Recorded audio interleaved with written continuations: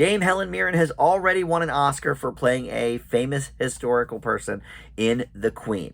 In this one, I'm not sure if we're looking at an Oscar win, but maybe a nomination. It's certainly a riveting performance anyway, as the chain-smoking Golda Meir, as we focus in on a few specific weeks of her reign as Prime Minister. Let's talk about Golda.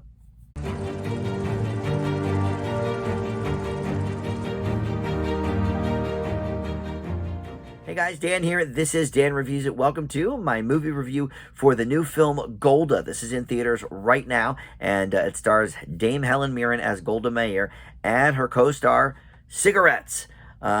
Just about every scene, she is just chain smoking away. It's been a while since Mad Men, probably, since we've seen this much smoke on screen. I was thinking to myself during the movie, I hope the producers got like a kayak or something with their Marlboro miles, with what they spent. But anyway, before we launch into the specifics of this movie, let me welcome you into Dan Reviews It. Thank you for finding this video. We've got a ton of great movie and TV reviews for you to check out, and I try to post something new just about every day, so always something to look forward to on the channel. Please consider subscribing below and click that notification bell as well. If you don't want to do that, just hit the like button. That helps the channel out as well. All right, so let's talk about this movie. Helen Mirren going, really hard at this role. She is fantastic as Golda Meir. And look, I am not a history buff. In fact, I didn't really know much about this whole part of history at all. The Yom Kippur War, I was unaware of that, and this certainly filled me in. But this is the main focus of this movie. It is not an overarching overview, biography kind of movie of Meir. It really is just about mainly these few weeks in the 70s for the Yom Kippur War. So look, I'm not going to speak to, how authentic any of this is. It seems like, yes, they got, a lot of the dates and the places and the who's and the what's correct. I decided not even to look it up because it almost seems like it would be silly if it was sort of faked or whatever, or fudged, because it's not necessarily a biography of a person, but a specific event. So my guess would be it is pretty true to the events of those few weeks. So let's talk about everything kind of that comes with that, the good and the bad. This movie reminded me a bit of The Darkest Hour, which actually won an Oscar for Gary Oldman as Winston Churchill, but that focused in as well on just a small portion of his life and his reign during, I guess, World War II, and this was similar. Like, I came away from this movie not really knowing hardly anything about Golda Meir as a person, and that, I think, is to the detriment of the film. Helen Mirren gives such a great performance in such an average movie. It reminded me of Meryl Streep, who again won an Oscar she's always winning Oscars, but particularly she won one for The Iron Lady, in which she portrayed Margaret Thatcher. And I don't remember that movie specifically that well, but I do think that really did kind of center around one or two events. Maybe it didn't, though. Maybe it was more overarching than that. It's hard to remember. It was like 10 years ago. And the movie was very average, and that's kind of my point. Like Darkest Hour, I felt the same about. Amazing performance, certainly he deserved that Oscar. Meryl Streep, I'm not sure if she actually deserved hers in her year, but, Helen Mirren, look, she could be a long shot for a nomination. I don't think she's going to win with this performance, but I'll tell you who should probably win, or at least be nominated, is the hair and makeup team. They really, really made her up to look almost unrecognizable, even in the voice. I mean, you can tell Helen Mirren's voice. She's been in so many things. She's done voice work, as well as, just on-screen acting too. And you could tell, a little bit. If you didn't know it was her, you'd probably be able to figure it out. But looks-wise, no. And she's talking with these huge, like, prosthetic, like, jowls and everything.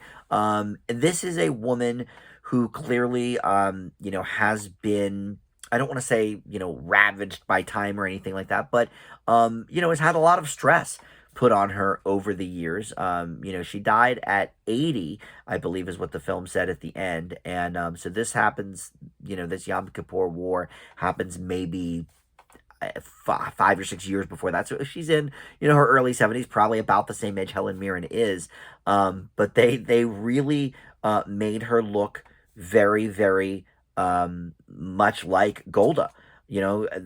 Just to look at a side by side picture, the makeup job, the makeup people did a great job. So hopefully there'll be at least one nomination for this movie in that category, maybe an acting nom for Mirren. But other than that, there's really nothing else, to write home about with this movie. It's almost like an educational, like, okay, here's what happened, and then Golda said this, and then they attacked this and whatever. And it was interesting. I came away from it certainly more knowledgeable about the Yom Kippur War, but it was very like statistics and educational, and lots of chain smoking, and there are scenes of like a sort of trial, not a trial, but like a hearing, I guess. People questioning her about her actions, from years before, during that portion, the Yom Kippur War, and that reminded me a little bit of Oppenheimer. And I thought, why was Oppenheimer so much better than this? There's 100 reasons, really. Christopher Nolan, an expert filmmaker, in every sense of the word, but there just was nothing tying me to this character at all, because I just never got a sense of who she was as a person. I barely got the sense of who she was as a leader, because it only focused on these few weeks. So that is all very, very unfortunate. I will say that Guy Nativ, who directed this, he is already an Oscar winner for a short film that he won a few years ago called Skin.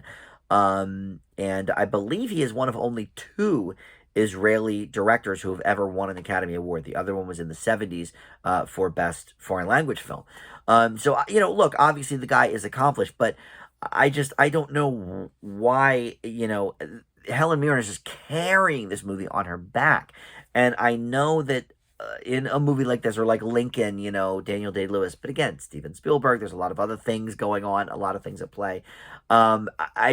She did not need to carry this completely 100% on her back, along with the makeup crew. Nothing else about this movie is really significant or memorable at all, unfortunately. So for that, I leave Golda with a C-.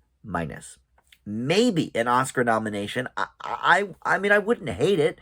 It's an amazing performance. I just am not sure that this was the right movie. I would love to see at some point a great biography of Golda Meir. I certainly don't know that much about her. Her reign, kind of ended like as I was being born, so I kind of missed out on that whole thing. I would definitely be up for that, but this just was not it. So, all right, thanks for watching Dan Reviews It. We'll see you next time. Bye.